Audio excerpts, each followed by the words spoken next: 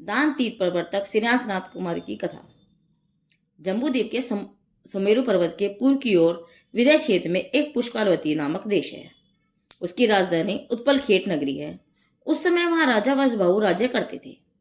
उनकी स्त्री का नाम वसुंधरा था। राजा वर्षभाऊ वसुंधरा रानी के साथ इंद्राणी की तरह भोग भोगते हुए आनंद से रहते थे। ललितांग देव स्व से चय करके इन्हीं राज दंपत्ति के यहाँ वर्षंग नाम का पुत्र हुआ, जो कि भगवान ऋषभ देव का 8वां पूर्वज था। वर्षंग अपनी मनोरम चेष्टाओं से सभी को हर्षित करता हुआ था। युवावस्था को प्राप्त करके भी उसने अपना विवाह नहीं किया था, क्योंकि उसका मन स्वयं परवा देवी में ही आसक्त था। इसीलिए दूसरी स्त्री से प्रेम नहीं करता था। सोमपर्वा, जो कि श्रीनिवास कुमार का 9वां पूर्वज था, जिससे ललितांग देव छोड़कर चलाया था, यह भगवान ऋषभ देव का 9वां पूर्वज था। उसे प्राणनाथ ललितांग देव के मरने पर बहुत खेद हुआ। वह तरह तरह के विलाप करने लगी। यह देख दड़वरा नाम के देव ने, जो कि ललितांग देव का घनिष्ठ मित्र था, उसे बहुत समझाया और उत्तम कार्यों को करने का उपदेश दिया। उसके उपदेश से स्वयंप्रभा को पति विरह से उत्पन्न दुख को शांत किया। अपने शेष जीवन के 6 माह जीवन जिन पूजन, नित्य वंदन आदि शुभ कर्मों में व्यतीत किए। मृत्यु के समय पंच परमेष्टि को ध्यान करते हुए स्वयंप्रभा को देवी पर्याय से निष्कृति मिली। जम्बूद्वीप के पूर्व विदय क्षेत्र में पुंडरीकर्णी नाम की नगरी है। राजा वजदंत उसका पालन करते थे। उनकी स्त्री का नाम लक्ष्मीपति था। सोनप्रभा देवी स्वर्षिचया कर इन्हीं राज दंपत्ति के यहाँ श्रीमती नाम की पुत्री हुई, जो कि श्रेयांश कुमार का 8वां पूर्वज था। श्रीमती की सुंदरता देखकर लोग कहा करते थे कि इसे ब्रह्मा ने चंद्र की कलाओं के समान बनाया है। एक समय श्रीमती छत के ऊपर रत्नों के पलंग पर सो रही थी। उसी समय वहां के आकाश में जय जय शब्द करते हुए बहुत से देव निकले। वे देव पुंडरीकर्णी नगरी के किसी उद्यान में विराजमान यशोधर महामुनि के केवल ज्ञान महोत्सव में शामिल होने के लिए जा रहे थे। उन देवों के आगे हजारों बाजे बज रहे थे, जिनके गंभीर नाद सब और गूंज रहे थे। देवों की जय जयकार और बाजों की उच्च ध्वनि से श्रीमती की नींद खुल गई और नींद खुलते उसकी दृष्टि देवों पर पड़ी, जिससे उसे उसी समय अपने पूर्वज का स्मरण हो आया। अब ललितांग देव उसकी आंखों में घूमने लगा। वह बार बार ललितांग देव का स्मरण करके विलाप करने लगी और विलाप करती हुई मूर्छित भी हो गई। सखियों ने शीतोच्चार कर सचेत किया और उससे मूर्छा का कारण पूछा, परंतु वह चुप ही रही। जब लक्ष्मीवती और वजदंत को श्रीमती की इस अवस्था का पता चला तो वे दौड़े हुए उसके पास आए। उन्होंने उससे मूर्छित होने का कारण पूछा, पर उसने कुछ नहीं कहा, केवल ग्रहग्रस्त की तरह चारों ओर निहारती रही। कुछ देर बाद राजा वजदंत समझ गए कि इसके दुख का कारण पूर्वज का स्मरण है और कुछ नहीं। इस बार श्रीमती को समझाने के लिए पंडिता नाम की धाय को नियुक्त कर राजा और रानी अपने अपने स्थान पर चले गए। श्रीमती के पास से वापस आते ही राजा वजदंत को पता चला कि आयुर्शाला में चक्ररत्न उत्पन्न हुआ है और नगर के बाह्य उद्यान में यशोधर मुनिराज को केवल ज्ञान प्राप्त हुआ है। राजा प्रथम यशोधर महामुनि के ज्ञानोत्सव में शामिल होने के लिए गए और अपना जन्म सफल माना। वहां विचित्र बात यह हुई कि राजा वजदंत ने जो ही मुनिराज को नमस्कार किया, त्यों ही उन्हें अवधि ज्ञान प्राप्त हो गया। अवधि ज्ञान के प्रताप से राजा वजदंत अपने और श्रीमती के समस्त पूर्व स्पष्ट रूप से जान गए थे, जिससे कि श्रीमती के विषय में निश्चित हो गए। मुनिराज के पास से वापस आकर चक्रवर्ती राजा दिग्विजय के लिए चले गए।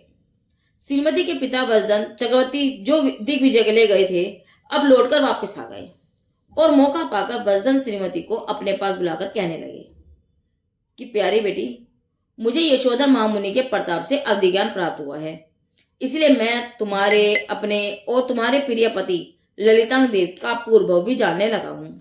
मैंने यह भी जान लिया है कि तुम्हें देवों को देखने से अपने पूर्व का स्मरण हो आया है, जिससे तुम अपने हृदय वल्लभ ललितांग देव का बारंबार स्मरण कर दुखी हो रही हो। अब निश्चिंत हो और पहले की तरह आनंद से रहो। तुम्हारा पति ललितांग देव पुष्कलावती देश के उत्पल खेट नगर में रहने वाले राजा वर्षभाऊ और रानी वसुंधरा के वर्षंग नाम का पुत्र हुआ है।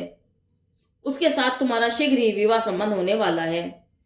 इसी सिलसिले में राजा वजदंत ने अपने श्रीमती के और वर्षंग के कितने ही पूर्वजों के वृत्तांत सुनाए, जिन्हें सुनकर स्मृति को अपार हर्ष हुआ। इधर राजा वजदंत चक्रवर्ती की राजा वर्षभाऊ आदि से रास्ते में भेंट हो गई। चक्रवर्ती अपने बहनों राजा वर्षभाऊ, बहन वसुंधरा और भंगनी पुत्र वरसंग को बड़े आदर सत्कार के साथ ले आए, जिसके फलस्वरूप शुभ मुहूर्त में वरसंग और श्रीमती का विवाह विधि पूर्वक प्राणीकरण संस्कार हो गया। इसी बीच राजा बजबाऊ ने अपनी पुत्री अनंत सुंदरी का विवाह चक्रवर्ती के ज्येष्ठ पुत्र अमित तेज के साथ कर दिया। जब वरसंग अपने घर वापस आने लगे तब चक्रवर्ती ने हाथी, घोड़ा, सोना, चांदी, मणि, मुक्ता आदि बहुमूल्य दहेज देकर उनके साथ अपनी पुत्री श्रीमती को विदा कर दिया। उस समय राजा वरसंग और उसकी नवविवाहिता पत्नी के शुभागम के उपलक्ष्य में उत्पल खेत नगरी खूब सजाई गई थी। महलों के शिखरों पर कई रंगों की ध्वजाएं फहरा रही थी और राजमार्ग मणियों की बंधन मालाओं से सुशोभित हो रहे थे। धीरे धीरे समय बीतता गया। इसी बीच में क्रम क्रम से श्रीमती के 50 युगल अर्थात 100 पुत्र हुए। उन सब से राजा बजबाऊ और वरसंग आदि ने अपना गृहस्थ जीवन सफल माना। एक समय बजबाऊ मकान की छत पर बैठे हुए आकाश की सुषमा को देख रहे थे। उस समय वहां उन्होंने एक क्षण में विलीन होते हुए मेघखंड को देखा। देखते ही अंतर्नेत्र खुल गए और सोचने लगे, संसार के सभी पदार्थ इसी मेघखंड की भांति क्षणभंगुर हैं। मैं इस राज्य को स्त्री समझकर व्यर्थ ही इसमें विमोहित हो रहा हूं। ऐसा सोचते हुए उदासीन हो गए और बहुत जल्दी वरसंग को राज्य समर्पण कर वर में जाकर आचार्य के समीप भगवती जी दीक्षा लेकर तप करने लगे। उनके साथ श्रीमती के 100 पुत्र, पंडिता सखी और अनेक राजाओं ने भगवती जी दीक्षा और अरिष्कावत ग्रहण किए। उधर मुनिराज बजबाऊ उस समय के पश्चात केवल ज्ञान प्राप्त कर मोक्ष हो गए और इधर पिता और पुत्रों के विजय से शोकातुर राजा वरसंग नीति पूर्वक प्रजा का पालन करने लगे। एक दिन चक्रवर्ती राजा वरदंत राजसभा में बैठे थे कि माली ने उन्हें कमल का फूल अर्पित किया। जो ही उन्होंने विविलित कमल को विकसाने का प्रयत्न किया तो ही उस कमल में रुके हुए एक मर्द भोले पर उनकी दृष्टि पड़ी। वह भोरा सायकाल के समय कमल के भीतर बैठा हुआ था। अचानक सूर्यास्त हो गया, जिससे वह उसी में बंद होकर मर गया। उसे देखते ही चक्रवर्ती सोचने लगे, जब यह भोरा एक नासिका इंद्रिय के विषय में आसक्त होकर मर गया है, तब जो मनुष्य रात दिन 5 इंद्रियों के विषय में आसक्त हो रहे हैं, वे क्यों न भोरे की तरह मृत्यु को प्राप्त होंगे। सच है, संसार में इंद्रियों के विषय ही प्राणी को दुख ही किया करते हैं। मैंने जीवन भर विषय भोगे पर कोई कभी संतुष्ट नहीं हुआ। ऐसा विचार कर भगवती जी दीक्षा धारण करने का दृढ़ संकल्प कर लिया। चक्रवर्ती ने अपने बड़े पुत्र अमित तेज को राज्य देना चाहा, पर उसने और उसके छोटे भाई ने राज्य लेने से इनकार कर दिया। तब उन्होंने अमित तेज के पुत्र पुंडरीक को, जिसकी आयु मात्र 6 माह थी, उसे राज्य दे दिया और स्वयं अनेक राजाओं, पुत्रों और पूर्ववासियों के साथ दीक्षित हो गए।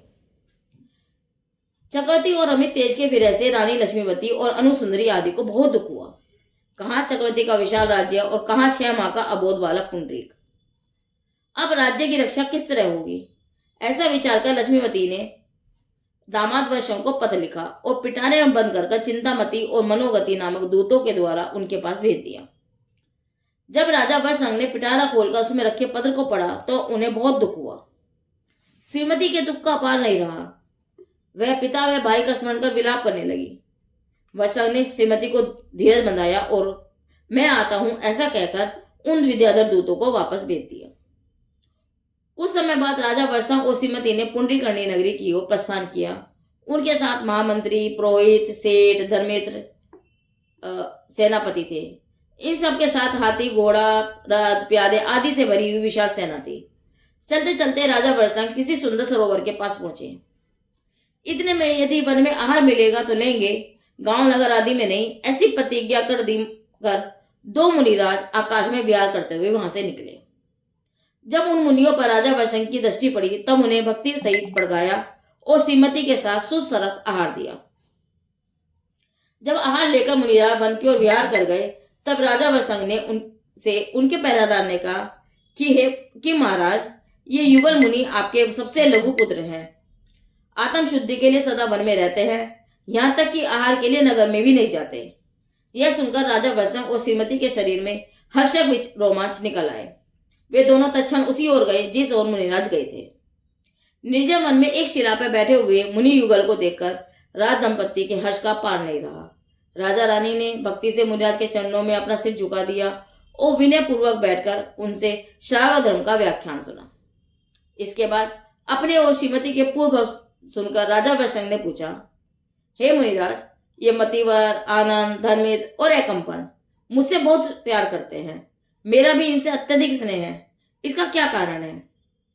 उत्तर में मुनिराज बोले, राजन, अधिकतर पूर्व के संस्कारों से ही प्राणियों में परस्पर स्नेह और द्वेष हुआ करता है।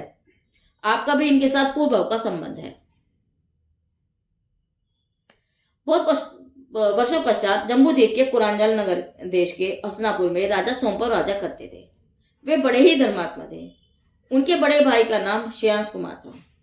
वह श्रेयांश कुमार भगवान आदिनाथ के वर्षंभव में श्रीमती का जीव था, जो क्रम से आर्या, सोमप्रदेव, केशव, अच्युसर में पतेंद्र, तंदेव आदि होकर 16 सदी में अहमद हुआ था और वहां से चहकर श्रेयांश कुमार हुआ था। एक दिन रात्रि के पिछले पहर में श्रेयांश कुमार ने अत्यंत ऊंचा मेरू पर्वत, शाखाओं में लटकते हुए भूषणों से अलंकृत सुंदर कल्पवृक्ष, मूंगा के समान लाल लाल केशों से शोभायमान सिंह, अपनी सींगों पर मिट्टी लगाया हुआ बैल, चमकता हुआ सूर्य, किरण वाला चंद्रमा, लहराता हुआ समुद्र और अष्टमंगल द्रव्य को घेरे हुए वेंकटदेव सपन में देखे। सवेरे होते ही उसने अपने पुरोहित से ऊपर कहे हुए सपने का फल पूछा। पुरोहित ने नियमित ज्ञान से विचार कर कहा कि मेरू पर्वत के देखने से उसके समान उन्नत कोई महापुरुष अपने शुभागम से आपके भवन को अलंकृत करेगा, और बाकी के सपन उन्हीं महापुरुष के गुणों की उन्नति बतला रहे हैं।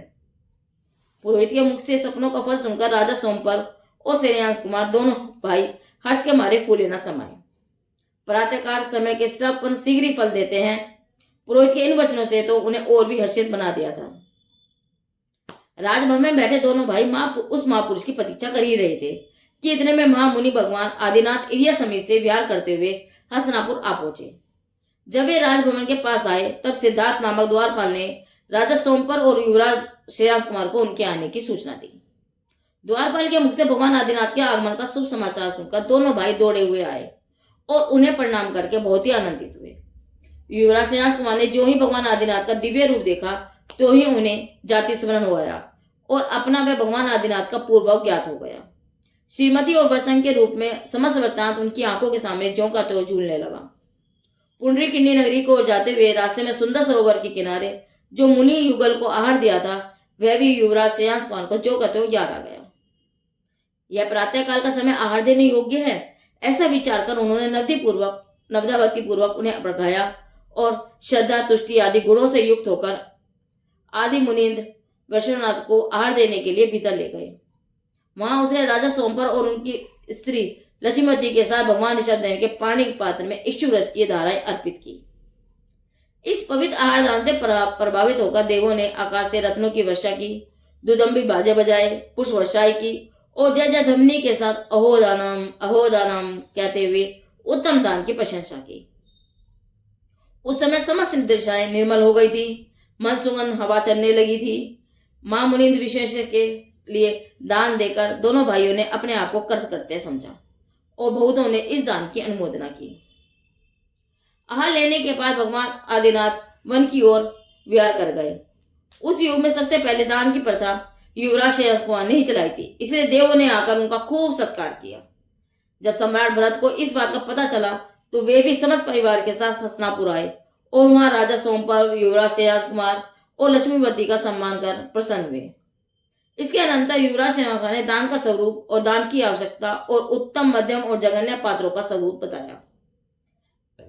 प्रथम तीर्थंकर भगवान वृषभदेव को आहार देकर युवराज श्रेयांश कुमार ने प्रथम दान तीर्थ की प्रवृत्ति चलाकर लोकोत्तर पुण्य का उपार्जन किया था। उसका वर्णन कौन कर सकता है? आचार्य ने कहा है, जो तीर्थंकरों को सबसे पहले आहार देता है वह नियम से उसी भाव से मोक्ष प्राप्त करता है। सो युवराज श्रेयांश कुमार भी लोक में अत्यंत प्रतिष्ठा प्राप्त कर आयु के अंत में मोक्ष को प्राप्त हुए। भगवान ऋषभदेव, मुनीन्द्र और मोक्ष लक्ष्मी को प्राप्त प्रथम दान प्रवर्तक श्रेयांश कुमार को कोटि कोटि वंदन। जिनदेव की वाणी आगम वाणी।